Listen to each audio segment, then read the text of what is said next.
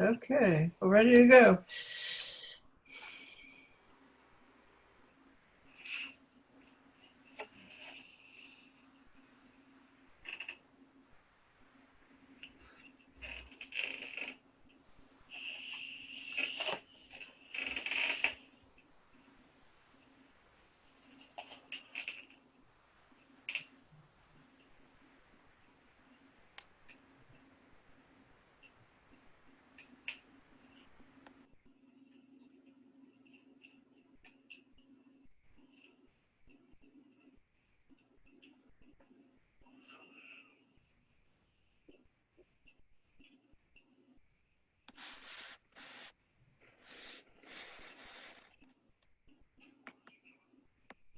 Uh, Sir, I have a question. So, actually, yes, we are listening from long time. So, studying about that I am. So, somehow many of the concepts the ones, the previous patterns, like maybe the habits, the things I identified as myself, like repeating certain patterns, like those things are going, but most of the times the subconscious, I'm just calling it as subconscious, the things which are not at least known in the day-to-day activities, day-to-day consciousness. So those subconscious fears or subconscious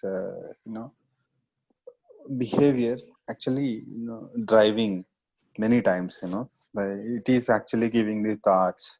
Then, so how could we aware of that? Normally, yes, I recite the mantra whenever the mind is not occupied by any work, not practicing any academics related stuff. Yes, mantra is being recited or trying to be aware. So in that awareness things are fine, but whenever engaging with talking with people or watching something on some Netflix or something, somehow again this old things will come and some thoughts will go on. Just very lately I am aware of it. So but most of the times these things sometimes will give extreme forms of emotions. It could be fear, it could be aggression, it could be envy or whatever that. So how could we aware of, or can, is there a possibility to see these the things which are hidden? uh, uh, am I making sense? Yeah. I mean, it's a 5-elemental body, so there's going to be disturbances in the 5 elements. So you may feel these different feelings of whatever going through, but just know it has nothing to do with you. You remain formless. This feeling comes, okay, and then goes. And we talked about before, if you're watching Netflix, you can get very involved in a TV show and cry if the character is, having a sad moment or whatever, but you're not identifying with that. So, okay, the emotions are coming and going, but it has nothing to do with you. You remain absolutely formless. And anytime that you create a form through a concept of this is happening to me, just remember I'm formless. You can do this by remaining with mantra, just sitting and knowing that behind every experience you are. Find that you are behind every experience rather than jumping into the experience. Uh, that means no need to dig separately and see that I'm not that. On the fly, whatever comes, see that I'm not that, Yeah, as yeah, you it said. just, it passes. And especially like you said, Netflix. I mean, I watch a lot of TV, and I'll get like, the character. It's in a very scary moment, and you're like, oh no, my favorite character is doomed. And then boom, the Mhm. character, he's okay again. Okay, everything's good. But then something very sad happens, and you're like, oh, and sadness can come. There's no identification with this. It's not like I'm sitting there watching something sad and saying, oh, I understand how this character feels. I've felt sad before too. No, none of this kind of a thing. And that's how your life is. This same TV watching that you're doing on Netflix, your entire life is TV watching spontaneously in the moment. It But comes and goes. this day-to-day life activities most of the times. Well, and just like you're identified with the character that you're watching on Netflix, and you say, oh, this is very sad for this character. But this is where Nisargadatta Maharaj talks about the neighbor's child. This character of Rami that's experiencing all these things Yeah. on the screen, he seems to be going through so much. But I'm observing Rami. I'm not Rami. I'm formless. Rami and all the experiences that Rami is having are occurring within my own self. And all of the people that appear to be appearing to Rami are actually my own self. You're formless. You are not body. You were not body. You're not going to remain the body. So anything that's going on with the body, body knowledge, body experiences, emotion, all these things, they just come and go. They're just, the Rami character is experiencing these things, just like you're watching the character on Netflix. If there was a character Rami, you'd be rooting for Rami. Oh, look, Rami's doing a very great thing. Look at this. Oh, it looks like a very sad time in the story for Rami. But I'm not Rami.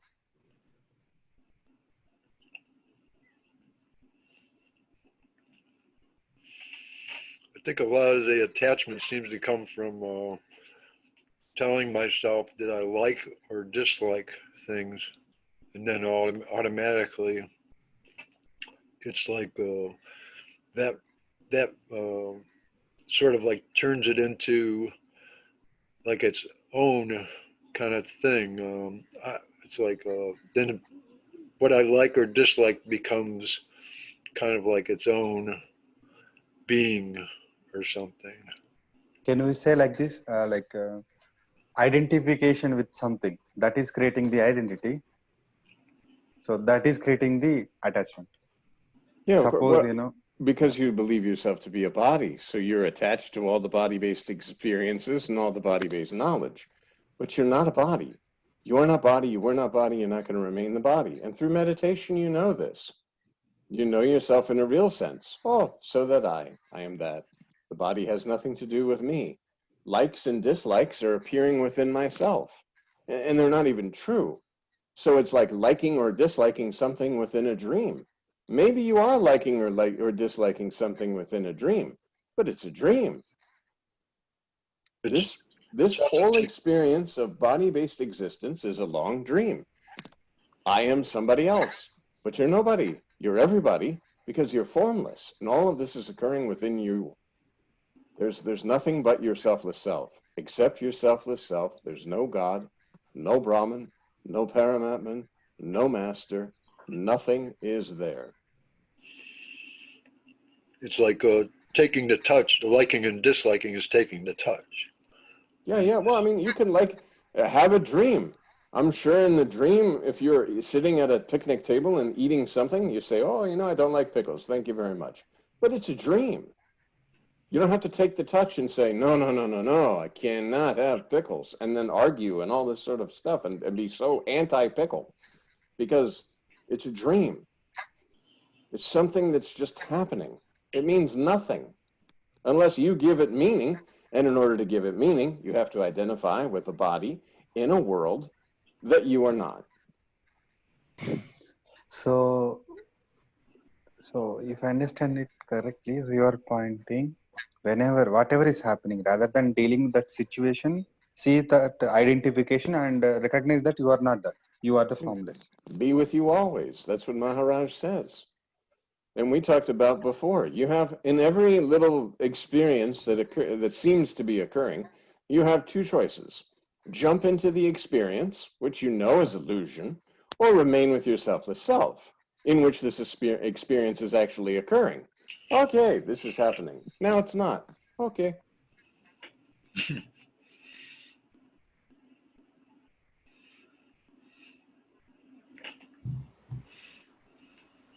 Don't have a body in space creating time and having all this troubles. Just remain formless. Be with you always.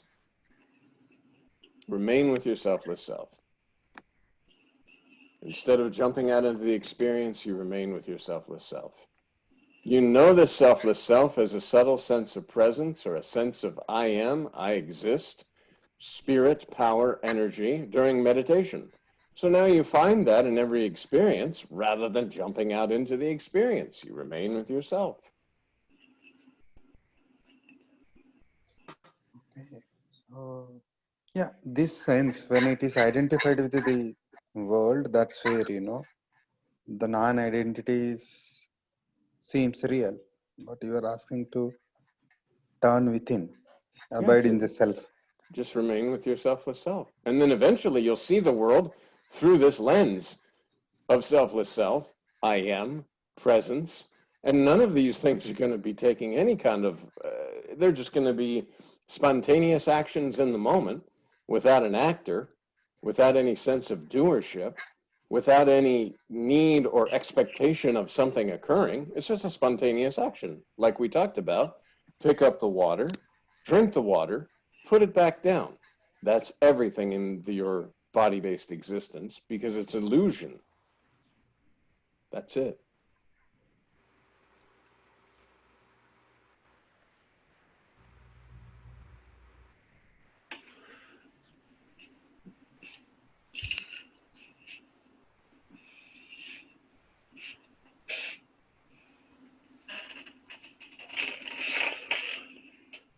I thought it was interesting yesterday. I kind of woke up and occasionally I get this feeling of, I call it good for no reason. And I guess it's kind of like oneness. It's kind of, that's a description of it. It's like a oneness type feeling. And I was kind of feeling that most in the background most of the day, or sometimes in the foreground. And I talk about this stuff with my mother. She's kind of getting close to death. She's 92 years old and slowing down. But she had a decent day, and she's coming around a little bit more often to see that it's her attitude sometimes that makes her feel miserable.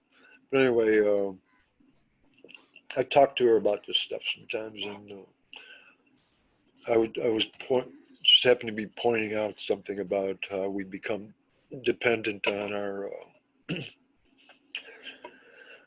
limited feelings or something to that effect.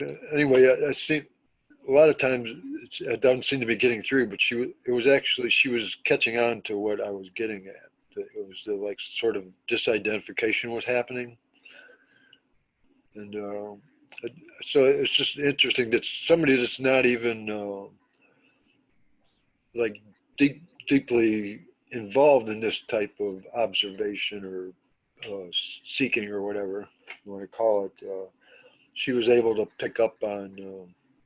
I mean, even normal people can sort of pick up on disidentification. Keith, there is a parable, Ramakant Maharaj used to say, but I don't remember exactly. Maybe Jan sir will fill that. So there used to be a person who works for one pandit. Pandit is somebody who is expert in that particular subject. So that person was teaching this Vedanta or non-duality, and she was listening, his teaching and doing the chores. So at one point of time, she realized actually that I am that I am. So, and this guy, comes to know, and she gets envy on the God or whatever, that how come she knows. There is do you remember, sir, that story?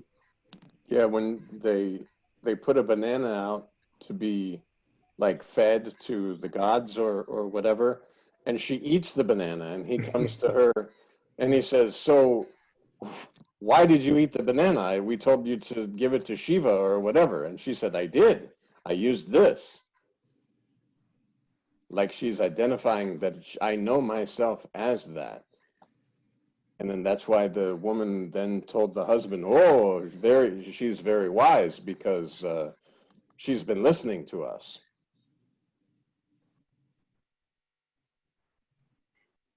Somehow it clicks But in I the would say respective. too, I mean, when you're like Maharaj says, be happy, make others happy, be peaceful, make others peaceful. You know, it's if you know yourself in a real sense, then your presence is in every being. And you're like a shining light, basically, if you want to say like this. Because now I wouldn't go around talking to everyone, oh, this is this and this is that. But at the same time, you're just, people will just naturally be drawn to your very peacefulness. I think Nisargadatta Maharaj talked about people were drawn to him smiling all the time.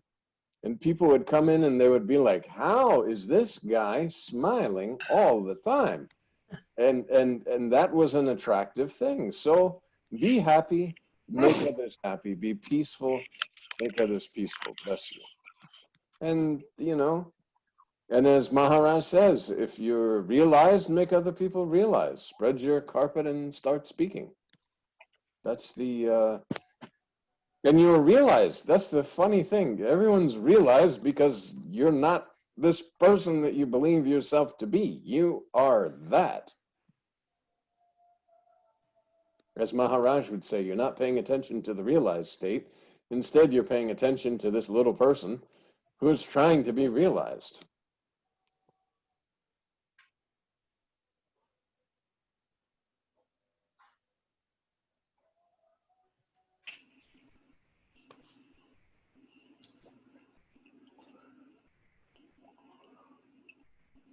The realization is already the case. Yeah, because you're not this person that you believe yourself to be. You are not body, you were not body, you're not going to remain the body. You're absolutely formless. You can't have a thought about yourself because you are that. There is nothing else other. So any word, any label, like if we talk about it as self or presence, we kind of use those loosely, right? Or Yes. I try to, so it's not I had a big problem with this with like awareness, ending up with that just as another conceptual identity. Exactly. Kind of like a trap that I fell into with a lot of non-duality, which reading Selfless Self again, it seems to be clearing out some of those, like just so direct about the body aspect of the teaching, which I thought is interesting compared to, when I would originally discovered Nisargadatta and the way he would point. But I recognize it's like these guys almost are pointing at the exact same thing in the best way they know how, if that makes sense. Yeah.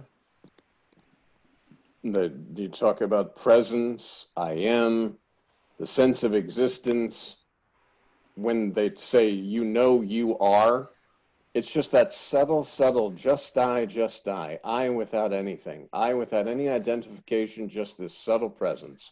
And during a meditation, you start to sense this for the first time. You feel this very subtle presence. And then you find that in every experience, because behind every experience, that presence is there. It has to be. And Maharaj talks about, if you take the presence out of the bodies, they're all dead bodies. And presence is formless. And he uses the example of the ashram and the toilet, that the space in the toilet and the space in the ashram. If the walls came down, space is space. It's we in the body-based illusion that start to label things and say, this is inside, this is outside, because of the wrong identification with being a body. And Maharaj will say, remove the body and then speak with me. You cannot. So it's just presence.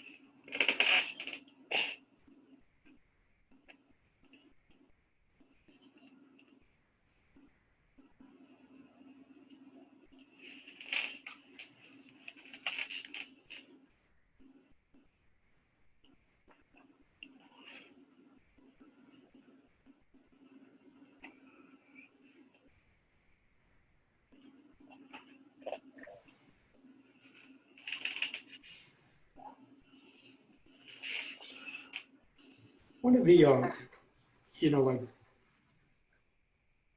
with my Christian background, I think, I may be wrong, but I think one of the things that was missing,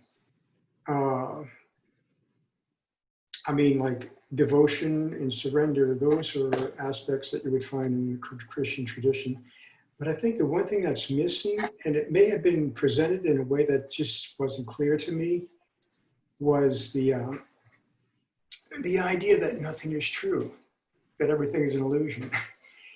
I don't know if it's anywhere to be found, but I think that's and I ask this because a lot of the weddings that I do in that, it's people, they do have some of them at least, a couple, once in a while you run across couples that really have like a, they follow a tradition, a Christian tradition. They're kind of like, and but I don't think I've ever seen it. I mean, like in Ecclesiastes, which is an Old Testament book, it speaks about, the circle, everything's around it, nothing's new under the sun, and so forth and so forth. Kind of like a repetition over and over and over the same thing, so seek what is ultimate, and lasting, while you're here. But I don't see it in the New Testament, except maybe, I don't know, like St. Paul stresses the way he goes after the body identification, like this, like, and what we've been taught is, not to identify with the body, not to identify with the mind. He says, put on the mind.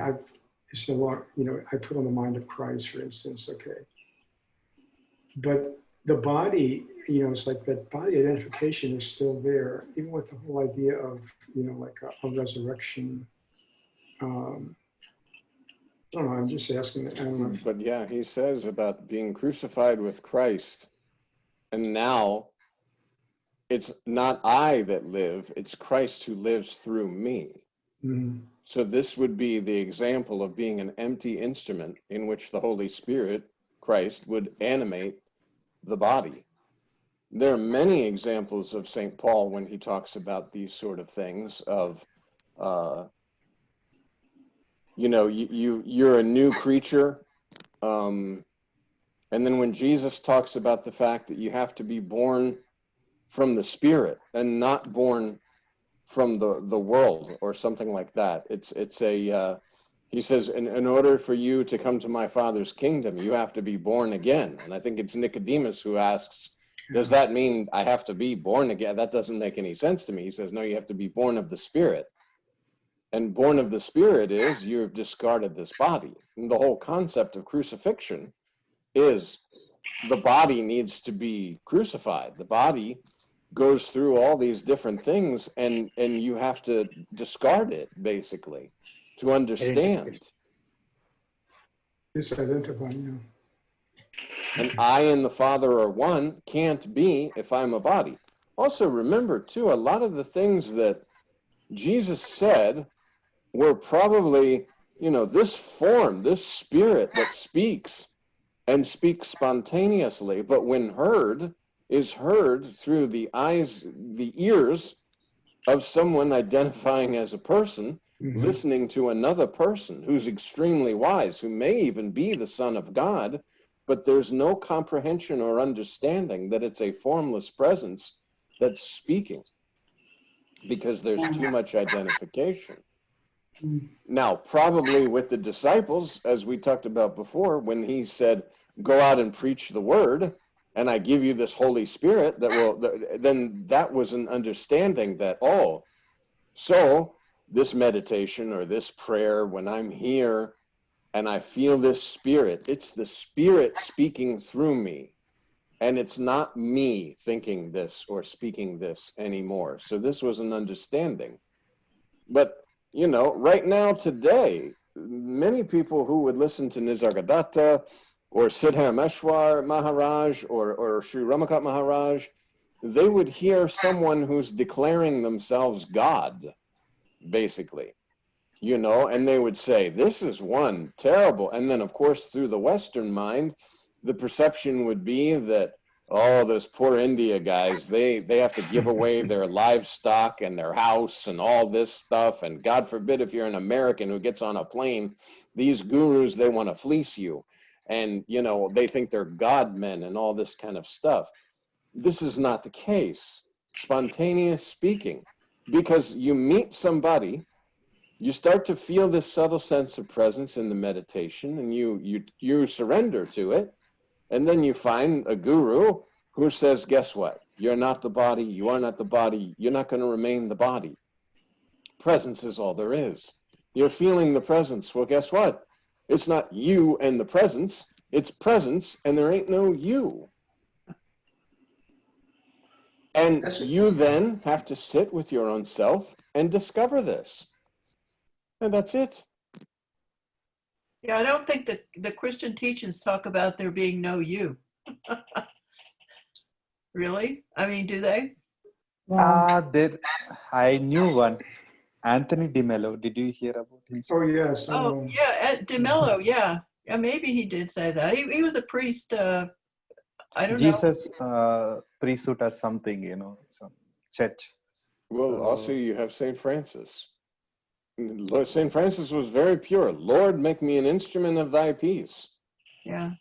And so he's saying, I want to be an instrument. I'm empty in your hands. And he's also the one who said, you know, preach the gospel all over the world and sometimes use words. Because the words, people get all caught up and carried away in the things that you say and you're doing and this and that. And remember, even when we start to conceptualize, even as we're doing in this moment about religion, you have to remember, you're formless. Religion came along with the body that you are not. And that's why when you know yourself in a real sense, you can sit there and listen to a Christian speaking about their Christianity and know, oh yeah, they're just speaking about the formless presence that you are. And you can listen to a Buddhist and talking about nirvana and all this sort of stuff, and you know, oh yeah, just die. So you're no longer offended because there's nothing in you. There's no you anymore. And you absolutely understand that your own selfless self is understanding yourself through all the different various concepts, but you are prior to the first concept.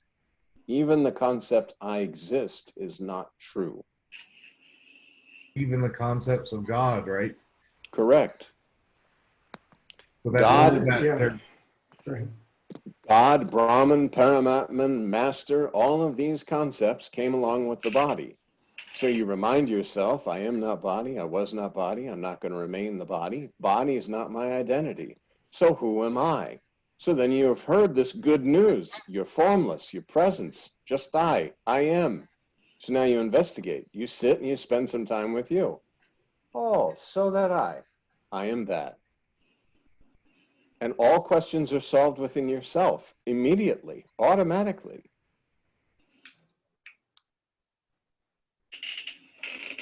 But have you seen any place in, like in scripture, in the Bible at least, where there is where they're conveying the fact that the world is an illusion, like it doesn't really exist? I think that's something unique from. How about I am the body, or I'm of this, in this world, but not of this world, is sort of along those lines, isn't it? Yeah. Or my kingdom is not of this world. When he refers to the kingdom, it's not. Exactly. But I think even in Genesis, where it says, in the beginning, there was the Word. Yeah. So that's it. There wasn't nothing. Like, you know, and then there was the Word. And the Word was made flesh and all that, you know, or the Word. I don't know the Bible all that well, honestly, but I know the different various parts. And I know that the Bible itself starts out with, in the beginning, there was nothing. And then there was the Word, and God said, okay, let's make this world, or let there be this, or let there be that, and all this sort of stuff. But it starts with, in the beginning, there was the Word. So it's all a manifestation of concepts, basically. That's it. I exist. Boom, a world is created. Or you can say, in the beginning, there was the Word. Is the world here if I'm not? Is the world here? Well, you are. There's no you are not. Right. It's only when you're identifying yourself with a body form that comes and goes. But you're the formlessness. So there's no you are not. So the world cannot be, but you can't not be. Well, again, prior to knowing you exist, there was something there to whom this I exist appeared. Hmm. Otherwise, who would this I exist appear to? There had to be something there. That's why Maharaj uses the very great example, knock, knock on the door. Who's there? Nobody's there. But somebody has to be there to say nobody's there. Correct. Sir, I'd like to ask you, so it's not just because of your name, John. So what is your take on the chapter John in New Testament? Again, I'm not really, I've read a little bit of the Bible, basically in my spiritual search, as I've talked about before, I'd read a little bit of St. Francis. I liked the story of St. Paul. I was kind of attracted to that, how he was like this horrible guy. And then, he was struck by awareness, I guess, whatever you want to call it. And then he became St. Paul. So a lot of these, and St. Francis was like a real terrible guy who was lying and cheating and doing all kinds of terrible stuff. And then finally he kind of secluded, and then he started relying on himself. Basically, when the world broke down, the way that the things had been living, and that pattern of life was disrupted, and that sense of existence could come in, and the truth started to shine, and there was questioning. See, if there's never questioning, then you just go about your daily duties and this is that. But there's a questioning. As Maharaj says, okay, if I'm not body, who am I? And now, of course, a lot of people took Ramana Maharshi's who am I to the absolute extreme. And they were walking around, who am I, who am I, who am I? No, no, no, no, no. Who am I is just, if I am not body, then who am I? But you sit quietly with yourself. As Maharaj talks about, you sit quietly with yourself. What is this? Flesh, blood, and bones. And yet there's a subtle sense of existence. And the more you meditate, at first these thoughts are flowing across the screen of mind, and you don't even know that you can observe thoughts. But you start to be able to observe thoughts in your meditation. And then, as you're observing, they seem to slow. And you'll notice that when you breathe, it also correlates with these thoughts. And now there's going to be a little gap or a little space between the thoughts. And yet you still are. So you're outside of the mind. Whether that screen is continuous or not, you are. So with the mantra, it allows this slowly, silently, and permanently to remove all the illusory concepts that have been blocking you from yourself, such as, I'm Rami, I have this job, I have to perform this, my wife or my girlfriend is like this, or I don't have a wife and girlfriend, I need to get a wife and girlfriend, or I have lots of money, or I need more money. All these things about Rami are the illusory layers. And that's why when Maharaj says the mantra is the antivirus software, this concept of Rami is the primary virus. And it is removed slowly, silently, and permanently with mantra. And all these wrong files, as Maharaj says, are from this simple perception. Every memory, every experience, all the knowledge was from the wrong perception of being a body in a world. So all of this is false. This is how we talked about the space in the room suddenly clicks. And with this body sees all these things and then starts to collect information, starts to collect knowledge, parents, all this sort of stuff from this wrong perception of being a body form. The space in the room did not know itself until it came into contact with the body, said I, and saw a world. And we can break it down even better, that your entire family is just a flesh, blood, and bones factory, getting together and creating another lump of goo. Then this lump of goo suddenly realizes I exist, sees a world from the perception of being a body, and there is a world, and starts collecting information. I want to know about this world. Here's mom. Mom says, I do good things. Mom says I do bad things. Then I want a future, because now I'm here. I want a future. And what's most terrifying is then I lose myself completely.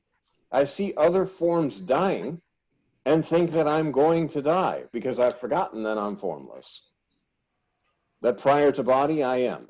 After leaving body, which you're not leaving the body, but after the body can no longer sustain your essence, I am. So in between, there is a something, which is like a long dream.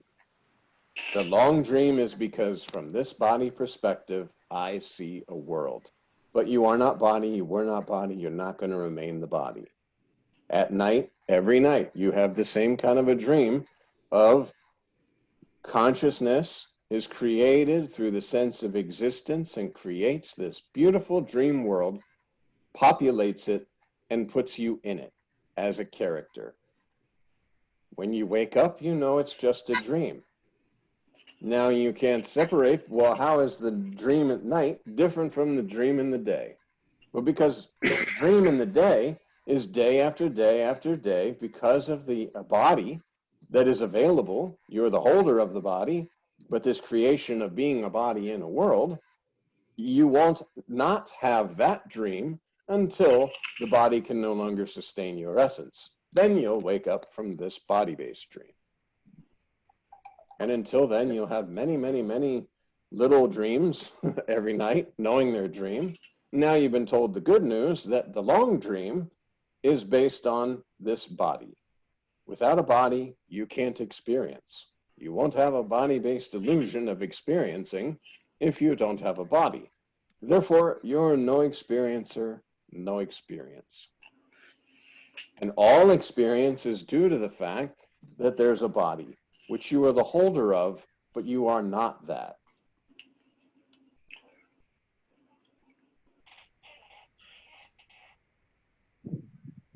There's some people that would hear us talking about this stuff, they would accuse us of solipsism. But I think it's just as easy to turn it around and say that, well, if you believe that this world is what it is according to sense, your senses, sense only makes sense to the senses. So in a sense, that's a type of solipsism also, because it's like a sense is limited to its own sense. But again, see, forget about this mind. There's no need to figure it out. When you know you sit here, just sit here. Just I, this subtle sense of presence using this body form. Okay, so that's all there is. Now I can open my eyes and go about my business. And when I seem to be getting caught up in something, no, just remain here. And see, because it's the truth. It's not like we're selling something. It's the truth. It's easily discoverable in every body form. Every single, you just sit, oh, it's here. That's it, because that you are. Yeah, So I guess it's absolutely discoverable. It's not like we have to say, okay, this, you have to feel it this way or do this. No, you will come to your own self. And then once you know yourself, we've talked about before, and Maharaj uses the term spiritual intoxication. There is nothing in this world like your own self. Nothing. Nothing. You just want to be with you always. It's just like, ooh, like wrapped up, nice. And there's no need to intellectualize. If you're intellectualizing, it's because there's a concept of this is truth. Let me explain this truth. But truth doesn't need an explanation. It just is. You just are. Explaining gives it to mind and creates your mind should be one of those factories like you see in the horror movies where people come in and there's like cobwebs everywhere and rats running around and the gears are like lodged in place. They haven't been moving for so long. That's how your mind should be. I guess I do get involved in like entertainment of the description of how it works, and then but actually when I do that, I see that actually I'm missing out on the spiritual intoxication and stuff like that. Yeah, that's the most important thing. And that's why Maharaj says, okay, Ramana Maharshi's words, Nisargadatta Maharaj's words, Sri Siddhameshwara Maharaj's words, Balseb Maharaj's words are all one thing. Accept your selfless self. There's no God, no Brahman, no Paramatman, no master. Nothing is there except your selfless self.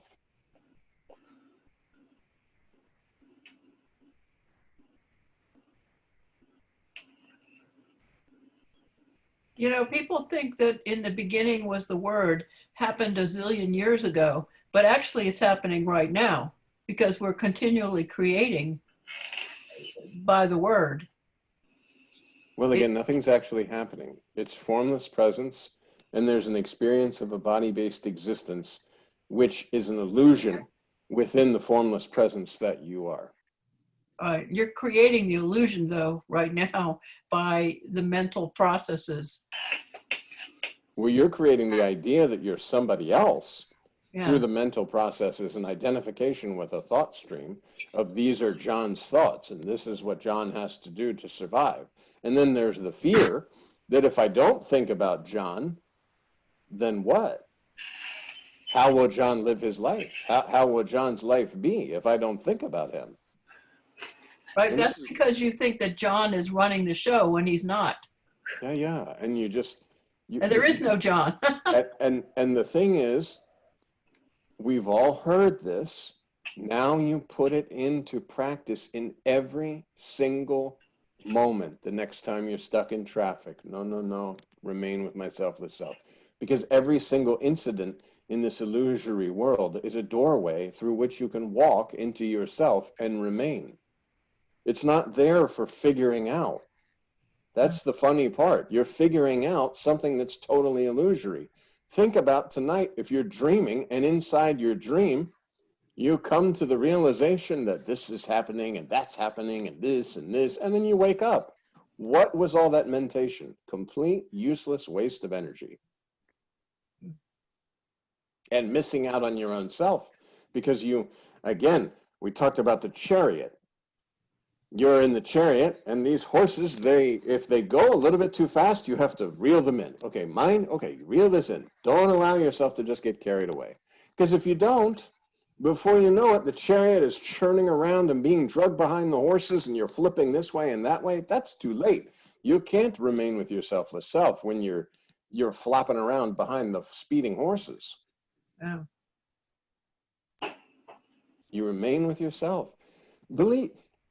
Understand that this is why Maharaj says, you take one step, Master takes the next step for you. This formless presence that you are, once you stop playing this game of I am somebody else, experiencing and having all these experiences, and even on this spiritual journey experiencing, then this in every moment, the world is illusion, I remain with myself. Oh, this seems like something I should be upset about, but Master said, I am not body, I was not body, I'm not going to remain the body. And if in the beginning you want to talk to Master in that way, that's okay too. Okay, Master, this traffic, it's seemingly very disturbing, but I am not body, I was not body, I'm not going to remain the body. This is an opportunity for me to remain with my selfless self.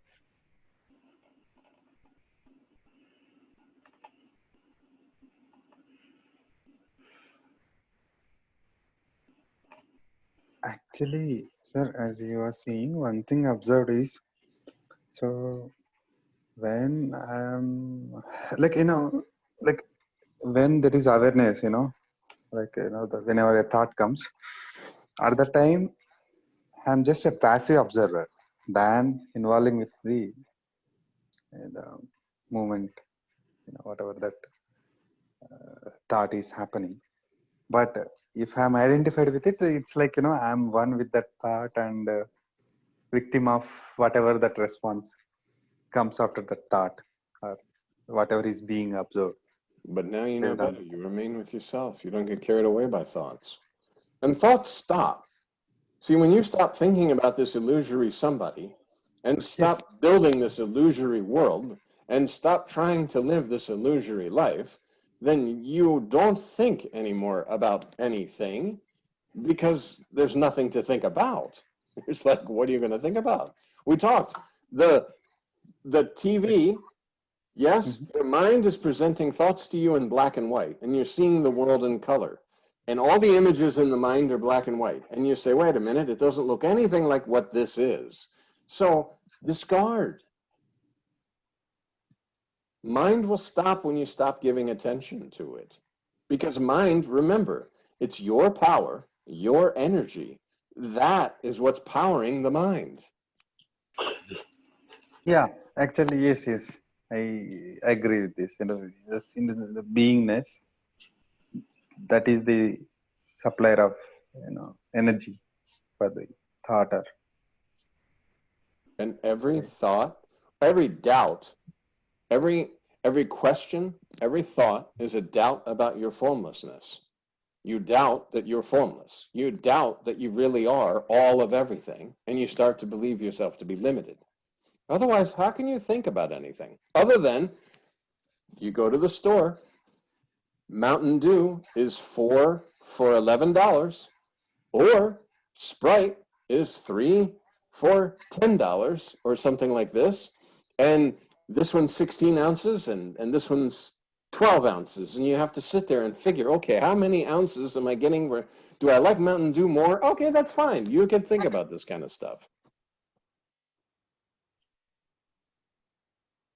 You use the mind for practical things. That was a bad example, actually. I agree. I said about the grocery store, and then I got lost, because even in the grocery store, I usually just go pick up something. I'm not thinking about too much of this stuff. But with the It's idea, like using for academic purposes, exactly, for just normal like an instrument. practical use. My gas tank is on half a tank. I think I should fill it up. I don't like it to go below half a tank. Okay, I fill it up. However, if I'm driving and it's less than half a tank, I'm not like, oh my God, my gas is less than half a tank. It's something, you see? It's just like, okay, let's fix this. Again, like Netflix. Rami, your entire life is being observed by you who are just like sitting on the couch watching Rami. And Rami watching Netflix is being like, you're two things removed. Okay, this Rami is just a character, Okay, John is like a character that I play for a time. I'm here, so I do what's in front of me. I do my job. I do my duties, but I'm not so concerned with this John guy. With this Jan guy. With this yeah, when you're not so. And yet somebody calls your name, John. Yes. What's happening? And I don't go around telling all the people, well, you're formless and this and that. No, because it's just spontaneous in the moment. There's no thought. There's no need to think. Everything is as simple as pick up the water, drink, put the water down, no matter what it is. Yeah, that's what, sir. Earlier being said, whenever a thought comes, then some experience comes, when I'm identified with it, again there is a sequence for that, are trying to restrain that. Now you are saying, let the experience happen. Yeah. But see that you are not that. Exactly. So that It's way finished. you are drinking the water. Yeah. Finished. Yeah. But this is really the way it is anyway, because think about it. Do you remember all your breakfast today? Each bite that you ate for the breakfast, and what it tasted like, and what the atmosphere was like, and what was the temperature of the room that you were eating breakfast in? No. Breakfast Everything is is like that, yes, finished. Breakfast is finished. There's no need.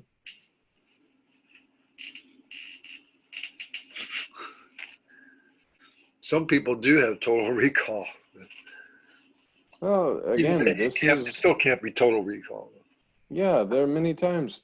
There are many times during the day where you are with your selfless self and you're not thinking about being anything other than yourself. And just like athletes, when we call it when they're in the zone, they're playing, they're in the zone, they're one with their selfless self. They're not thinking about how many dribbles do I have to dribble to the basket and in what way am I going to shoot this shot. It's a natural, spontaneous activity. There's no need to think about all this stuff. This is the truth. It's not like, again, we're not selling anything where you say, okay, let me try this. And then you come back next week and you're all beaten up and you're like, oh man, it didn't work out well. No, when you start to believe and understand this through practicing in this moment, the very next moment, as Maharaj would say, live like a master. You believe, you start to live like a master. And this is not asking people to bow to your feet and throw roses and all this or put garlands. Live like a master means you take one step forward, the next step is taken. And you absolutely know, I am not body, I was not body, I'm not going to remain with the body. There's nothing that can describe you. You're without any attributes whatsoever. And all of this is just a long dream. So enjoy. While you have this body available, enjoy. Okay. Don't make a big trouble out of all this stuff. Like we're all talking about watching the debates tonight. And I'm sure some people have, let's root for this guy or let's root for that guy. You have no dog in the fight because it's absolutely illusion. It's entertainment.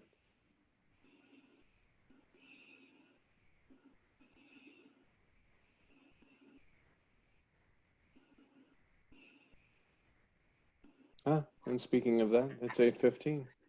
Okay. Okay. Okay. Jai Sadguru. Okay, guys. Yes, See you later. Have a nice day. thank you so much, sir. Thanks, everyone. Thank you.